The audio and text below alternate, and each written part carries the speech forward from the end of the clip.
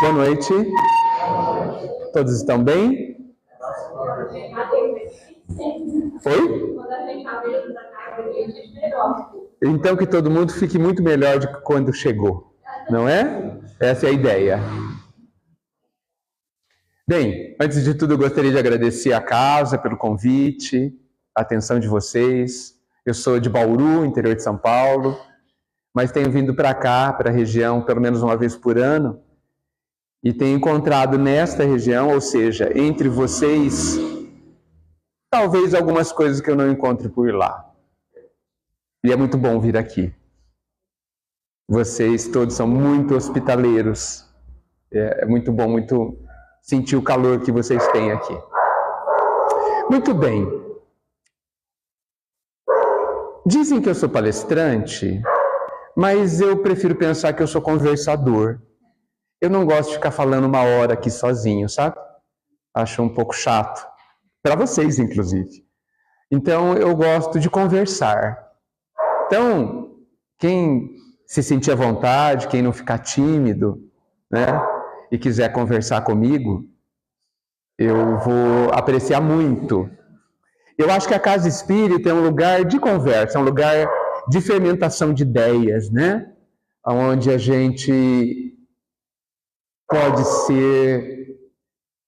se revelar, sabe? E isso acontece muito nas conversas, né? Eu sempre tenho em mim a cena da conversa em volta da fogueira numa noite fria, né? Onde se conta alguns casos e tem bastante silêncio no meio das conversas para que a gente reflita. E por que não um momento como esse não possa ser também uma conversa em volta da fogueira, aproveitando que está frio, não é? Vamos nos aquecer através de uma fogueira simbólica e que pode muito bem ser o assunto ou então o quanto a gente se entrega ao momento e ao assunto, né? E isso pode trazer bastante calor ao nosso coração. Então, fiquem à vontade para falarem comigo, me interrompam quando quiserem, né? Discordem do que eu vou dizer. Eu acho que vocês deviam ficar muito atentos ao que eu vou dizer, porque eu posso falar alguma bobagem, né? E não seria bom vocês aceitarem, né? Então, fiquem atentos. Até porque... Oi? Não entendi. Não é técnica, é de verdade. É de verdade, né? Quem sou eu para ter a verdade, né? Então, eu acho que todo mundo que fala sempre fala a forma como vê a coisa, a vida. Mas é só um ponto de vista, né? E como já foi dito, um ponto de vista é a vista de um ponto, né? Então, é muito importante a doutrina. Kardec nos incentiva imensamente a sermos críticos, sem fazer crítica, né? A termos um pensamento que analisa, ele nos ensina a refletir. E por que não, agora, eu e vocês, exercitarmos essa questão, né? Então, seria muito bom, até porque, se vocês me corrigirem, eu aprenderei. Isso vai ser muito útil, ok? Muito bem.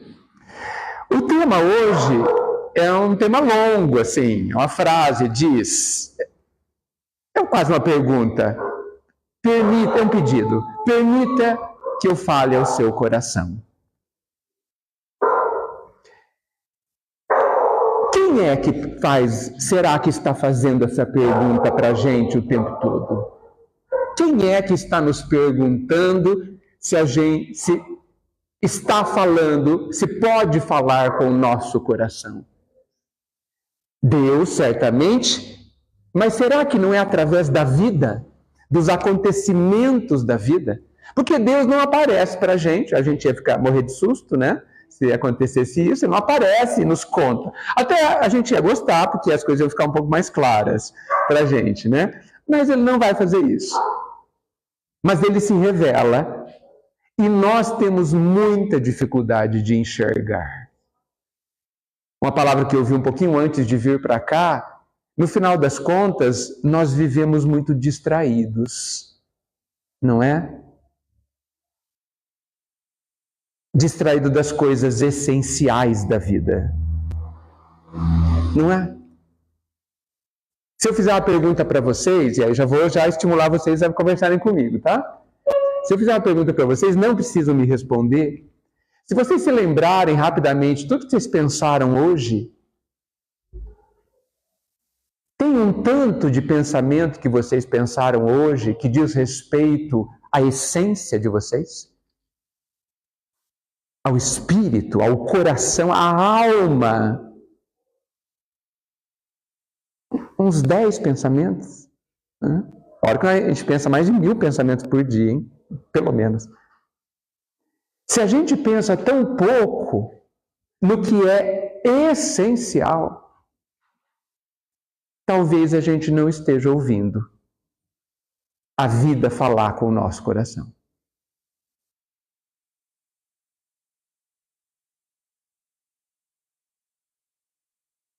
E a gente precisa pensar nessa questão. Porque eu tenho em mim a ideia de que quando a gente encerrar esse ciclo, desencarnar, nós mesmos vamos nos fazer uma pergunta profunda, que é: o que você fez com você? No que você se tornou desde que você foi para a escola da vida? O que nós estamos fazendo com a gente? O bom dessa pergunta, apesar que eu sei que ela é terrível, é que a gente pode fazer agora, todos os dias. No que eu estou me tornando? Porque eu estou me tornando em alguma coisa. As milhares de decisões que eu tomo na vida estão determinando o que eu estou construindo dentro de mim. E nós sempre estamos construindo algo dentro de nós. Se a gente se lembrar do prefácio do Nosso Lar, André Luiz nos conta que o grande susto dele ao desencarnar não foi com o mundo espiritual, não foi com o umbral, nem com o Nosso Lar. Foi que ele se encontrou consigo mesmo, com a própria consciência, consigo mesmo. E quando ele se encontrou consigo mesmo, ele teve que refletir, analisar, avaliar o que ele fez com ele no último trecho do caminho. Ele começa a pensar. Agora, devia começar com 1 ano de idade. Sim, sim. Isso. O que eu estou construindo dentro de mim? Porque, gente, o que nós temos de verdade além do que está dentro de nós?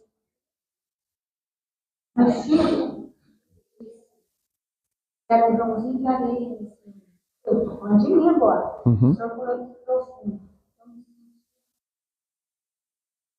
Sabe, eu lembrar ele agora. E o que significa quando a senhora fala que a senhora é um cisco? É um cisquinho, né? Ele que é uma unidade tão grandioso, né, que a gente sabe. Sim. A senhora tocou num... obrigado por conversar comigo. A senhora tocou num ponto muito interessante e que nos causa muita dor, que é a comparação. Não sei se a gente deve se comparar com o Chico, nem com Cristo, nem com o vizinho. Sim, eu só posso... É justo que eu me compare comigo. Olha o que Kardec disse. Ser melhor hoje do que ontem. Ou seja, a comparação que ele coloca ali é entre eu e eu. Nunca, jamais. A nossa sociedade, a nossa educação, a pedagogia que a gente vê nas nossas escolas, dentro de casa, quando comparamos filhos, e comparamos as pessoas da família, nós estamos incentivando as nossas, todos nós, inclusive nós mesmos, ao falarmos, que nós temos que comparar. E a comparação causa dor. Não, acima de tudo, porque ela é injusta. Porque eu não posso comparar banana com goiaba. Não tem jeito. Não tem jeito de comparar. Você compara banana nanica com banana maçã. E olha lá. Mas banana com goiaba não tem nada a ver uma coisa com outra. Nós somos únicos. Então, o exemplo que você deu é um exemplo importantíssimo daquela parte que está no Evangelho, quando Kardec explora as questões das causas atuais das nossas aflições e das causas anteriores das nossas aflições. Quando eu penso nisso, e no seu exemplo é perfeito, eu acho que 80% das nossas lágrimas e nossas dores de hoje não tem a ver com o nosso passado. Tem a ver com a forma como a gente pensa hoje e sente hoje. E a comparação faz parte desses 80%. Porque se eu não comparar, eu não vou sofrer essa carga de lágrimas. Mas eu comparo o tempo inteiro. O tempo inteiro. E isso, vou usar uma palavra forte, é criminoso conosco. Por quê? Porque o outro, apesar de ser meu irmão, e portanto filho do mesmo pai, e é evidente que nós temos características muito iguais, o meu caminho é diferente do Senhor. Porque as nossas escolhas ao longo do tempo foram absolutamente diferentes.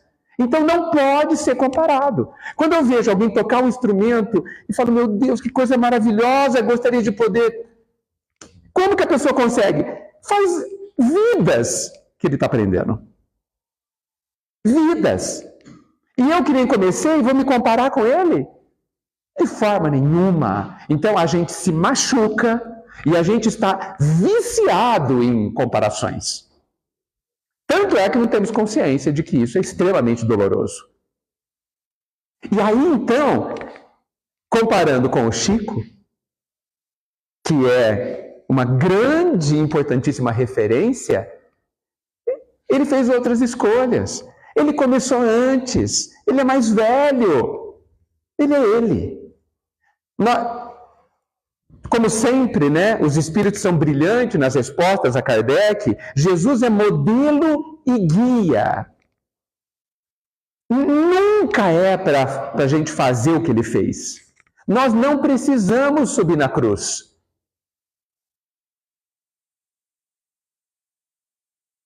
Para termos paz. A história de Jesus é dele, não é minha. A história do Chico é dele, não é minha. A minha sou eu que farei. E se eu tentar fazer a de alguém, eu estarei cometendo um engano tremendo. Por quê? Porque a vida precisa que eu ocupe o meu lugar, sendo o que eu sou. E vocês, a vida, a obra divina, como os Espíritos dizem no Livro dos Espíritos, que é o objetivo de todos nós, participarmos da obra divina, a obra divina pede que cada um seja o que é. Numa orquestra, o violino não pode ser o tambor, porque senão faltará o violino. Então, claro que o Chico, Bezerra, Cristo, são referências, são grandes incentivos que a gente tem para que a gente faça brilhar a própria luz. Porque o que ele fez, o Chico? Ele fez brilhar a luz dele, que tem características do Chico. É como se o Chico fosse um instrumento e aquele som só ele produz. E cada um de nós só vai produzir o seu som. E na harmonia divina não pode faltar o seu som. Por isso que é fundamental que a gente seja a gente. Um filósofo muito controverso, chamado Nietzsche, diz uma frase, no mínimo curiosa, mas extremamente profunda. Ele diz assim: torna-te o que tu és. E é isso que nós estamos falando agora. Seja o que você é e não está sendo ainda. Escreva com a sua letra, não a letra do outro. Fale do seu jeito, não do jeito do outro.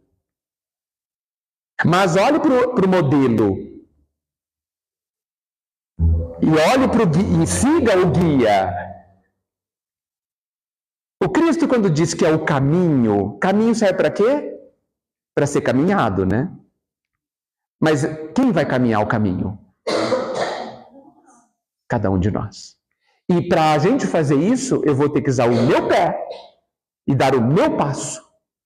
Eu não vou dar o passo do Chico, nem do Cristo, nem vocês. A gente nem saberia como. Por isso que o Cristo disse: brilha a tua luz. Então, o gesto profundo do Chico, ao se dizer um cisco, fala da humildade dele. Mas eu tenho certeza que esta colocação do Chico não quis dizer autodepreciação. Ele não estava se inferiorizando, mas pelo contrário, ele estava reconhecendo que ele já tinha conseguido enxergar o tamanho da grandeza do Pai, apesar de saber que há uma grandeza dentro dele. Porque há dentro de nós a própria grandeza divina.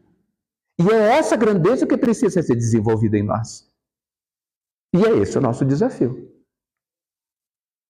Então, quando a gente faz comparações, a gente cria um nevoeiro que não permite que a vida fale com o nosso coração.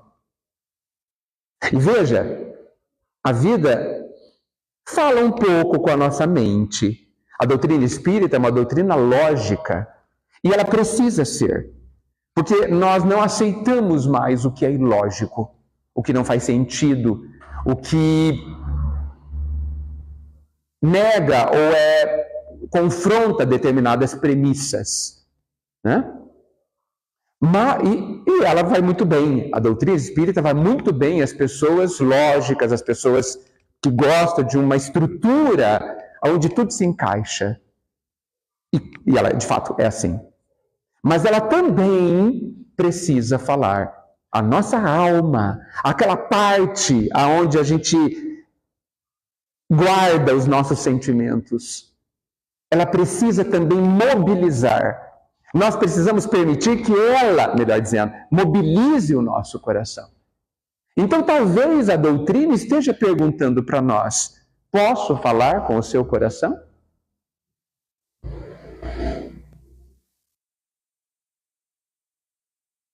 E eu acho que quando ela pergunta isso, ela não está falando exatamente ou somente sobre a caridade, como a gente a utiliza.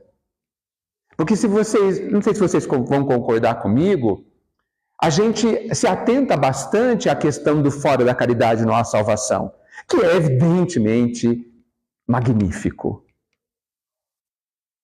Mas nesse lema, fora da caridade não há salvação, a caridade é para quem? Só para o outro? Só para o semelhante? E a gente lembra disso?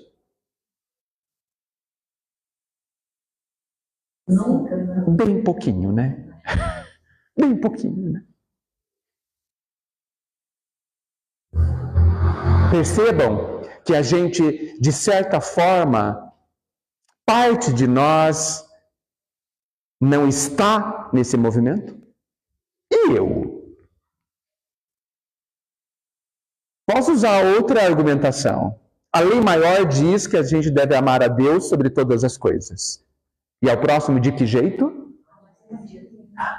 Primeiro nós temos que nos amar, né? Poder amar. Eu também concluo dessa forma. A gente está atento a isso?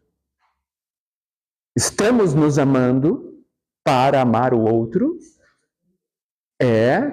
Estamos aprendendo planejadamente, conscientemente, ou estamos indo? E no indo a gente aprende. A gente está indo e aprendendo aos trancos e barrancos. Claro que todos nós, graças a Deus, estamos indo. Mas será que a gente não poderia estar atento a essa questão?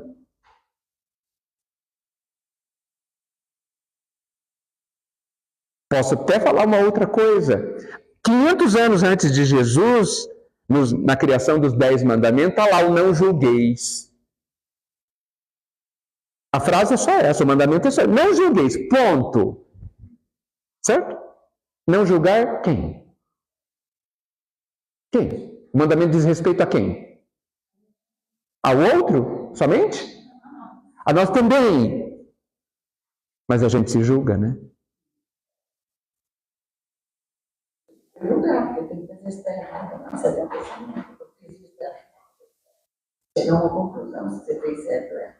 A senhora está certíssima, mas esse gesto, esse movimento, corretíssimo. A senhora tem toda a razão, tem outro nome.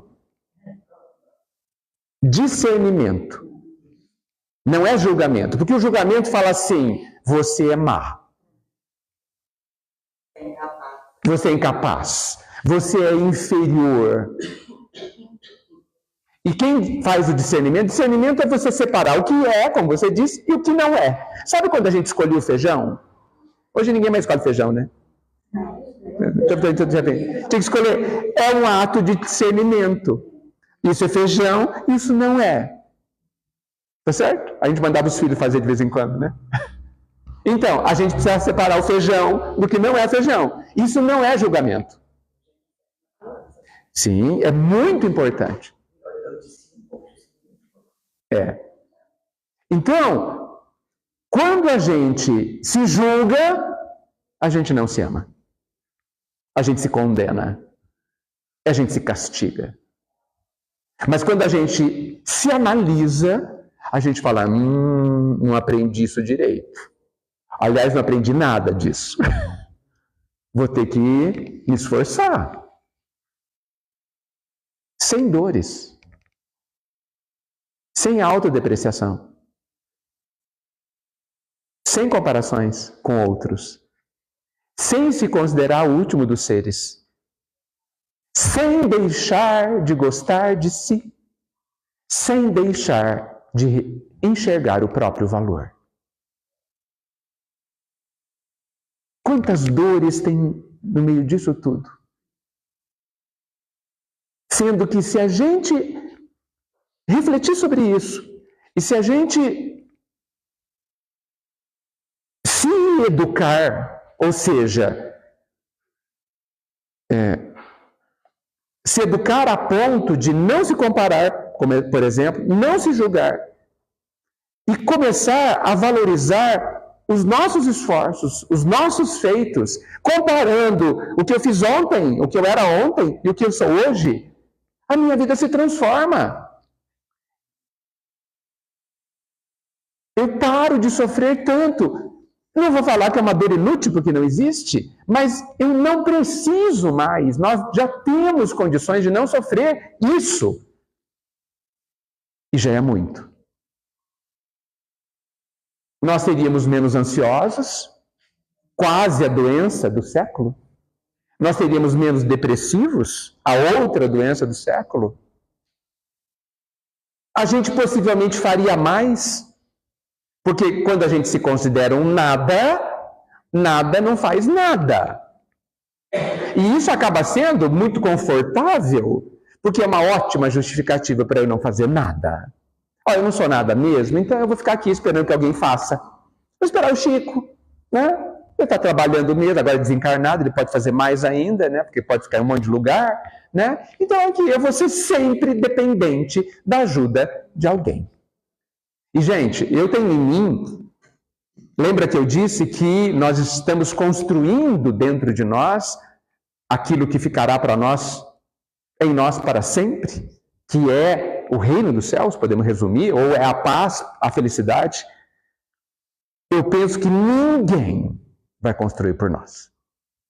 Nem Deus. Porque essa é a obra nossa. Não invade, né? Não invade. O Pai nos respeita tanto que Ele fala assim, dentro de você eu não mexo. Eu vou te dar todas as condições para você construir o melhor lugar para você viver dentro de você. Para você ter a melhor paz que existe, a sua. Mas eu não vou colocar a mão aí dentro. Porque você é capaz disso. E você pode. Vocês acham isso possível, gente? Fazemos esse olhar? O que vocês acham? É um lugar bonito, né? É. A consciência, né, de cada um. Aham. Mas para a gente avançar nessa consciência e usar bem o livre-arbítrio, a gente precisa minimamente estar convencido destas questões. Talvez alguns de vocês estejam pensando que isso pode ser egoísta. Pensar em si é egoísmo, gente?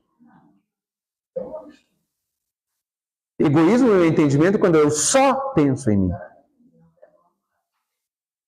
Já tem que pensar na gente. Em tudo. Em tudo?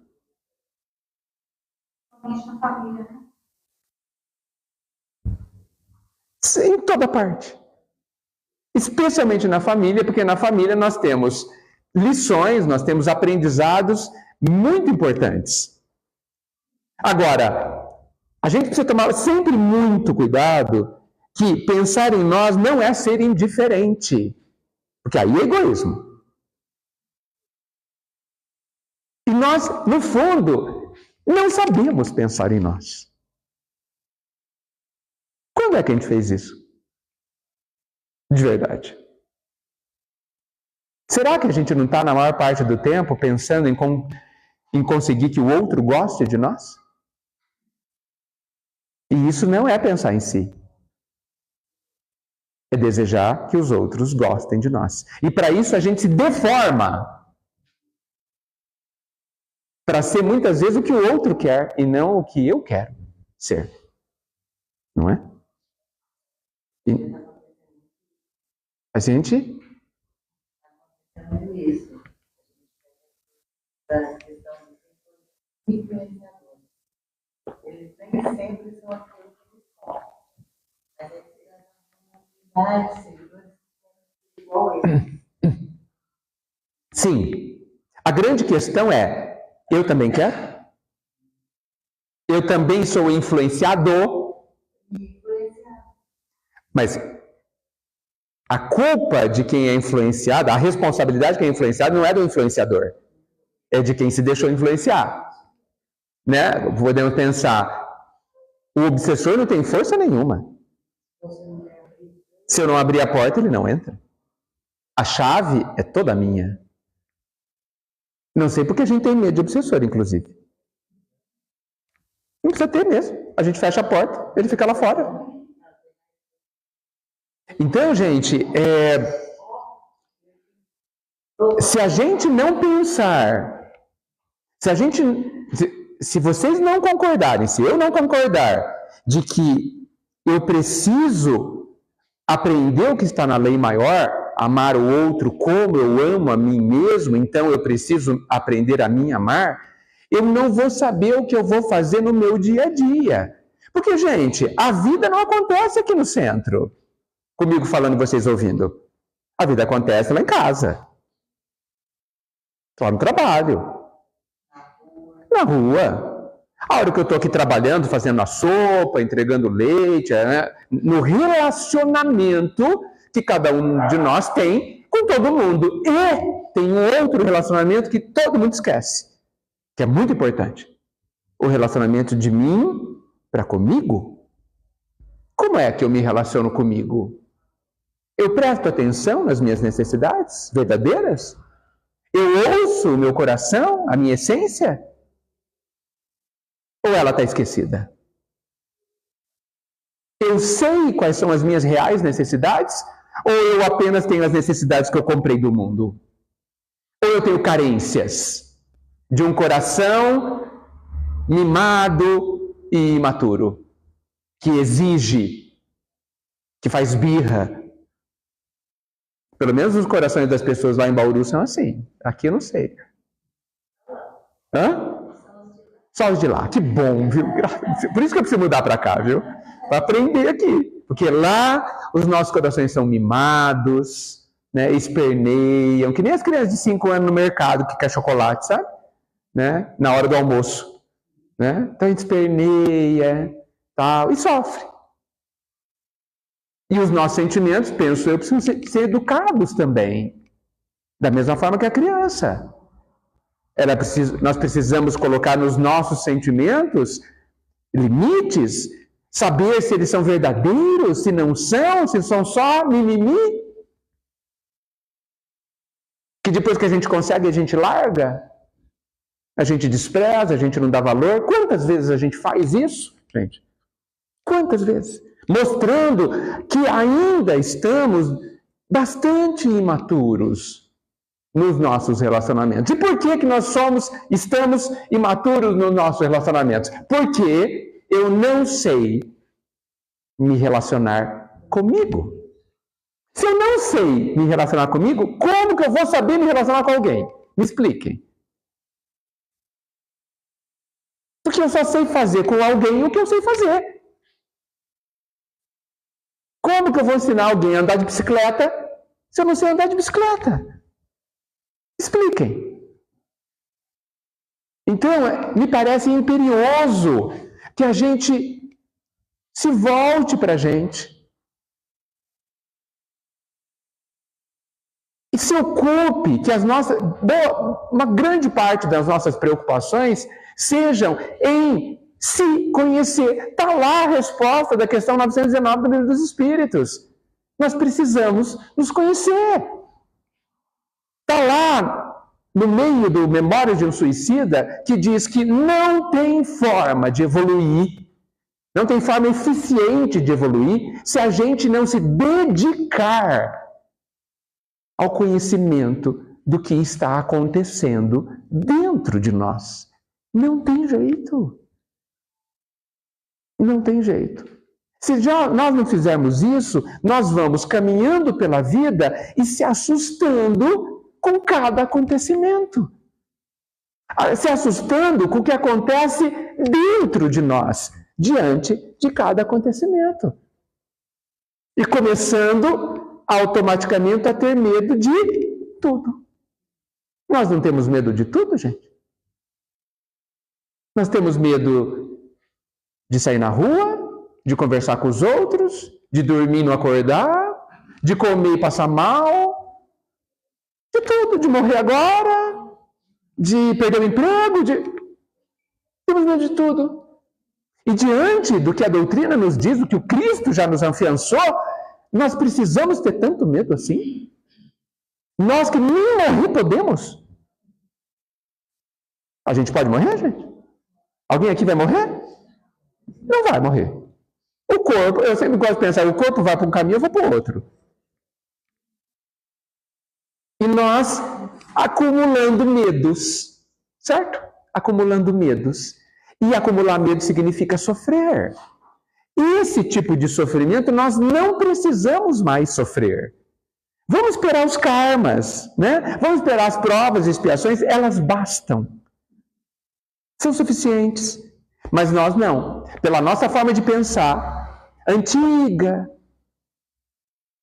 pelas nossas crenças que a gente incentiva a ter, que a gente alimenta, a gente sofre. Causas atuais das nossas aflições. Que são coisas que nós podemos mudar hoje. Mas que para isso é preciso discernimento, é preciso refletir. O que eu estou fazendo comigo? Não basta, né? Eu tive esse problema. Eu tinha um marido que comecei a ficar, não era eu. Fez um ano e não. Acabou. Tudo acabou. Porque eu era mulher, feliz, brincalhona, tomar meu chovinho, vou fazer tudo que eu fazia. Agora eu tenho que pegar. Também você tem que fazer maravilhosa. Aí, mudei hoje. Eu não sofro mais. Certamente, para a senhora sair daquele período de sofrimento, a senhora teve que romper determinadas crenças, ou seja, formas de pensar que estavam na sua cabeça, e falou, não, isso não está certo. É isso. É isso. É isso que a gente tem que fazer. Nós precisamos analisar o que a gente está pensando e o que a gente está sentindo que nos faz mal. Nós fomos doutrinados. Oi? Nós fomos doutrinados, Deus de criança, a ter medo. É verdade? Deus era o carrasco. Era. Leite com manga fazia mal. Fazia. Tomar banho depois de jantar não podia. Então, fazer isso é uma coisa que a gente já traz lá da infância. Né? É verdade. Mas olha, nós somos seres autônomos. O que quer dizer isso? Nós temos o livre-arbítrio, como você disse. Nós temos a capacidade muito bem desenvolvida de pensar. Por que é que uma pessoa que já viveu 25 anos tá bom, eu acho. Porque 25 anos tá bom para entender um pouquinho a vida? Não. Tá bom para entender como as coisas funcionam? 25 anos dá para entender o que as coisas funcionam? Se a pessoa quiser, dá. Tá. Por que vai? Com 25 anos, para dar uma folga. Porque eu acho que 20 tá bom, mas vamos para 25. 25 anos, já vivi 25 anos, é muita coisa. Certo? Será que eu não posso parar? Uma pessoa de 25 anos não pode parar e olhar e falar assim, deixa eu ver como que a coisa funciona, como esse jogo funciona. Porque quando você entra num jogo, o que você quer saber? Como as regras funcionam. Quais são as regras, né? Porque você quer ganhar o jogo. Ah, vem aqui, vamos jogar um jogo novo. Ah, tá bom. Como que funciona o jogo? Você pergunta, é a primeira coisa. Tá, funciona assim, assim. Ah, entendi. Não entendi. Explica de novo. Em 10 minutos você sabe jogar. Aí você tem que só exercitar. Eu dei 25 anos, hein? Em 25 anos, a gente já tem que saber que tudo tem consequência. Tá certo isso, gente? Tudo tem consequência. A criança sabe disso bem antes de 25. Basta ela colocar o dedo de perto do fogo. Ela já aprende rapidinho. Chuta a parede sem sapato. Você vai aprender que não é bom. Que machuca o dedo ou quebra. E não faz mais. Então, com muito menos de 25 anos, eu entendo que o que eu faço tem consequências. Ponto. Isso já resolve metade da vida, já. Eu posso também, porque já sei raciocinar com 25 anos, deixa eu ver o que eu aprendi até hoje. Ah, eu aprendi que Deus é bravo. Por exemplo. Aí eu posso pensar, será que é verdade? Será que é assim que funciona? Eu era um menino não aceitava. Eles falavam que Deus ia castigar. Sim. Deus não vai castigar, a gente não poderia castigar. Sim. Eu não aceitava. Excelente. Mas muita gente nunca pensa isso. E ele ficou bravo. Deus só não vai castigar. Uhum. Eu ser muito papai de uma vez. Ou seja, nós somos capazes, talvez nós tenhamos o dever, de rever o que a gente aprendeu. E falar assim, isso me serve, olha, isso eu acho que está ótimo, isso aqui eu acho que não está certo, não. Com todo respeito a quem me ensinou. Porque quem me ensinou o que sabia. E está tudo bem. Mas isso me serve? Não me serve. Jogo fora. E isso aqui me serve, isso aqui é meu. E é com essas características que eu vou pautar a minha vida. Nós somos seres responsáveis. Não dá para terminar esse ciclo assim, então, olha, eu andei desse jeito aqui porque fulano falou que era bom. Não serve essa desculpa, gente. Não serve. Acabou, faz tempo que não dá mais. Por isso que a pergunta é muito importante. O que você está fazendo com você? Então, é muito importante, e isso não precisa ser com 25 anos, em qualquer época da nossa vida, mesmo com 80, eu posso rever as minhas crenças. Eu posso rever, eu sou uma pessoa. imortal, eu posso rever os meus conceitos a qualquer hora. E é muito importante que eu faça isso. Lembra quando a gente estava na escola que nos ensinaram os números inteiros? Então tinha 0, 1, 2, 3, né? E isso é uma verdade. E era muito legal. Aí passa os anos, fala assim, aí a professora fala assim, gente, eu vou contar uma novidade para vocês. Entre 1 e 2 tem um monte de número. Então era mentira? Os números inteiros? Não. Apenas a verdade que se ampliou. Então, a pessoa que se recusa a rever os seus conceitos, para. E sofre. Porque a vida começa a ser estranha. Mas, se estivermos abertos a ampliar os nossos horizontes, a gente vai descobrir que tinha 1 e 2, depois tinha 1, 1,1, 1,2, infinito até chegar no 2. É uma descoberta. Uma descoberta. E isso me fez lembrar uma história do Chico, que vocês deviam saber mais que eu. Quem conta é a Célia Diniz, no livro dela, que ela, não sei se vocês sabem, lembram, mas ela teve 2 filhos dela que desencarnaram, um acho que com 5 anos, caiu do colo da babá. Conhece essa história, não?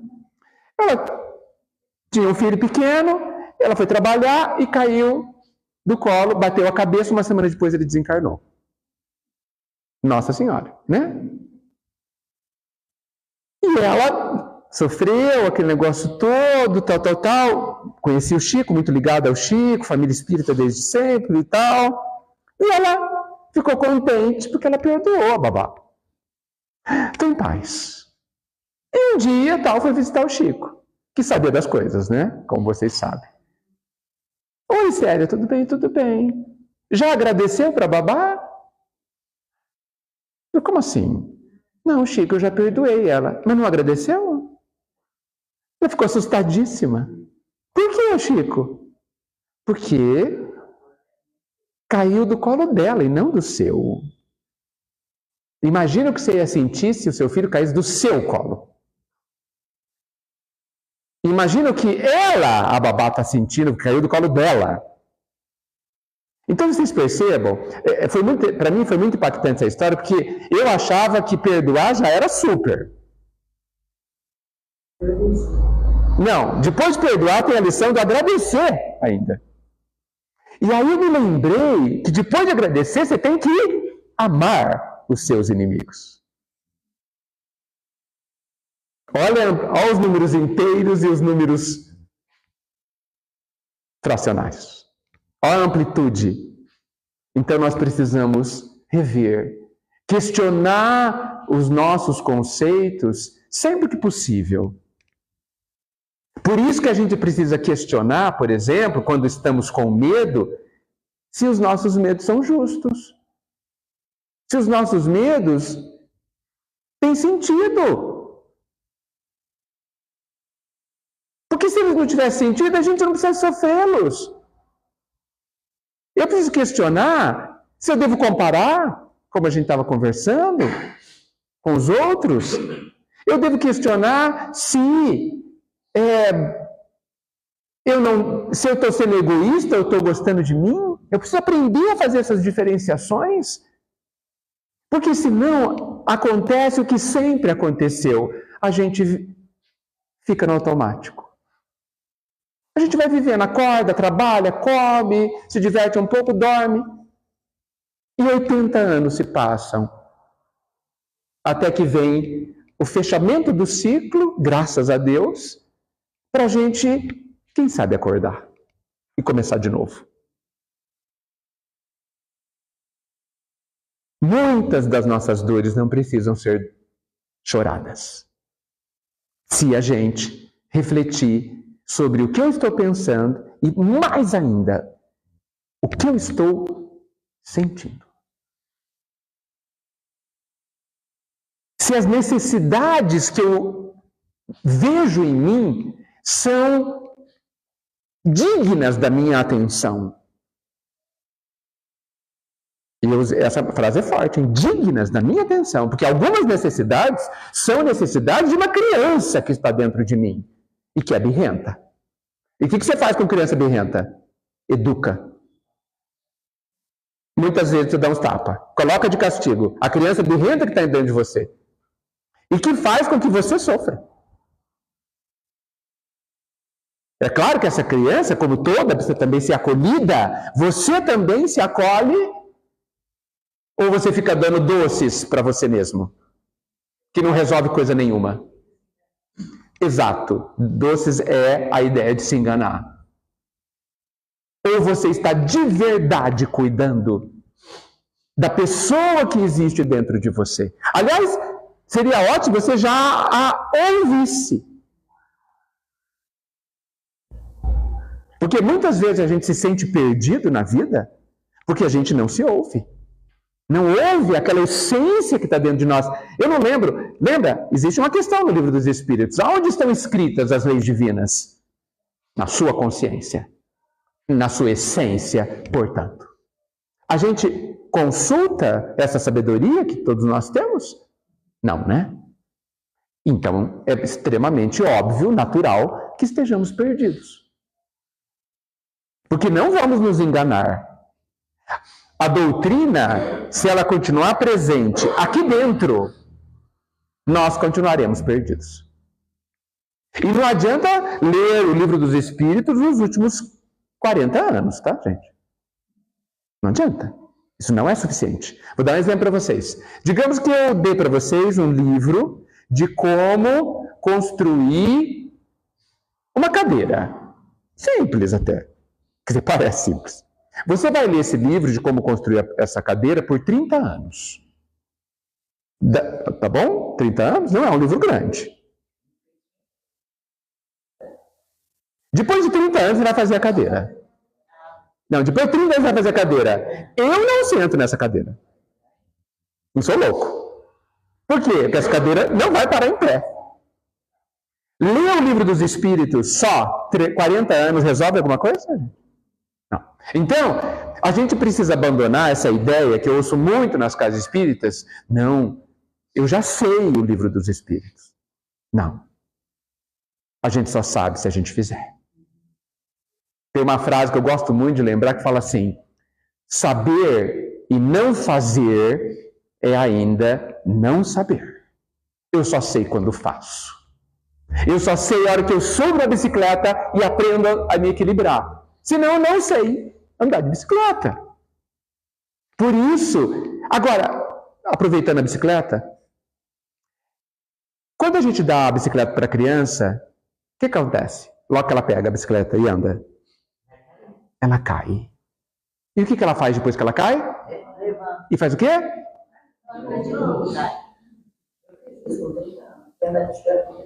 Então vamos fazer isso. Vamos fazer isso para andar na bicicleta do perdão, da compreensão, para andar na bicicleta do ouvir o outro, do amar a si mesmo. Quando a gente estiver na bicicleta da compreensão e cair e ralar o joelho, porque vai doer, sobe na bicicleta de novo, com o mesmo entusiasmo que a criança tem. Porque a criança não se julga. Nossa, eu sou muito culpado, eu errei, meu Deus, quase quebrei tudo, nunca mais vou andar de bicicleta. Por quê? Porque a criança tem essa sabedoria, ela não se julga. E a gente que ensina ela a se julgar e a se maltratar, e a se considerar inferior, e a se considerar culpada.